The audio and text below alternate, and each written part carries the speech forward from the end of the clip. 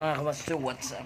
Ayan, for today's video, ayan, meron tayong binili dito na ilaw. Ayan, yung ilaw na to ay yung an RGB. So, pag nakaka-detect siya ng boses, umiilaw siya. So, parang style ilaw ng equalizer. So, di-plug lang to ng USB. So, ikakabit natin to dito sa video ko natin dyan sa loob. Yan. Kukonek natin. So, para pag tumutugtog yung video ko natin, umiilaw siya. No. Eh mga kamaster, titesting natin kung okay siya. So, pag naka-adapt siya ng voice, ng music, gagana. So, kanina, tinesting ko to. Kapag nagsasalita ako, sumusunod din naman yung boses. Sumusunod sa boses yung ilaw.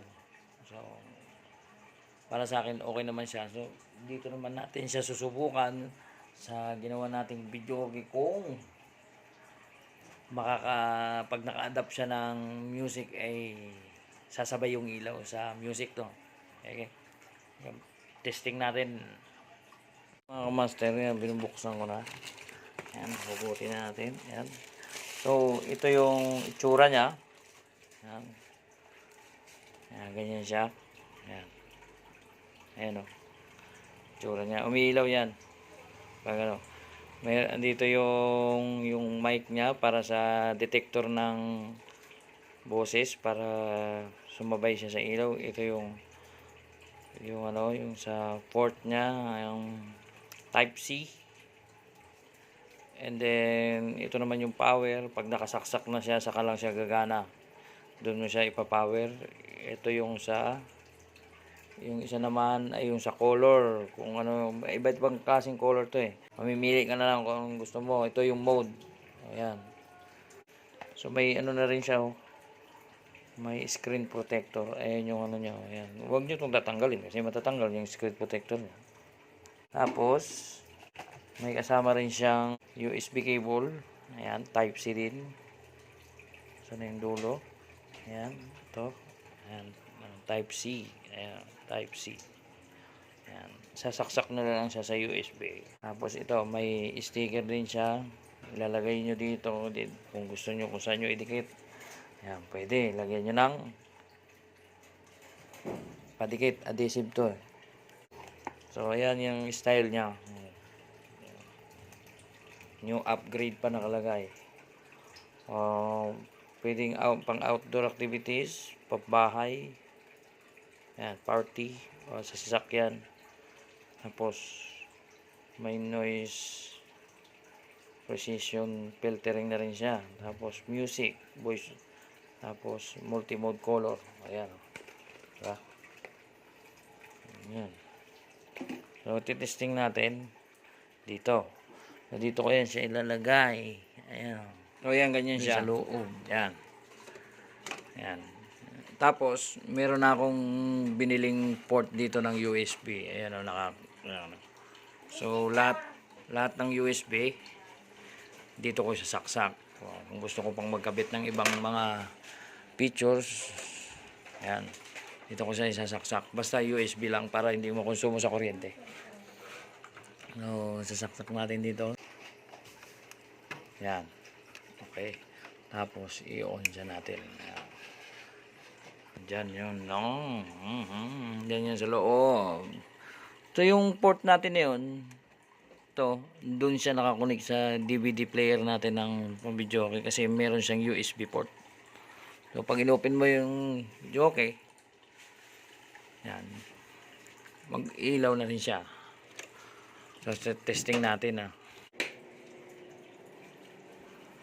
So, ayan.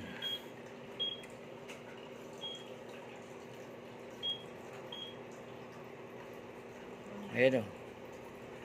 Ayan na. Oh. Ayan o, may ilaw. Oh. So, may naririnig siya kasing noise, kaya siya, So, natin yung mode. Ayan. Low. Oh, di ba? Ayan o. So, meron siya naririnig na noise. Yan, marami siyang ano, style ng ilaw. Yan. Ito naman. Ganyan-ganyan mo siya. Ayan, so may naririnig siya kasing sounds doon sa loob. Siya. Ayusin na lang natin yung wire niya. Ayan.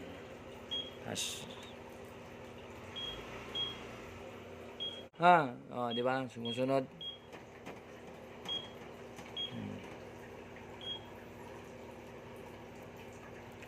Tapos siya nga pala, meron akong inilagay na ilaw dito. Ayan, ito.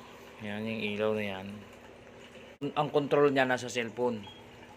So, i-open mo yung apps sa cellphone, then dun ka mag-a-adjust ng color. Ayan. Tapos, meron ding set doon na pwede rin siyang sumabay sa tugtog. Tapos, pag magsasalita ka, ma-detect niya yung voice mo, sabay din siya. Ayan. Diba? Ayan, no? So, nadidetect niya yung blower. Kaya nagagaganyan siya. Diba? Ayan, o. Nadidetect niya yung blower.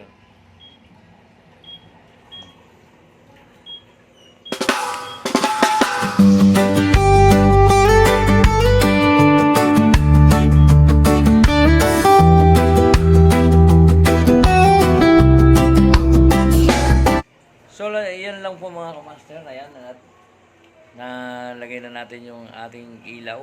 Ayan, pati ito, may ilaw na rin yan eh. Nalagyan ko na yan nung nakaraang gabi ko pa.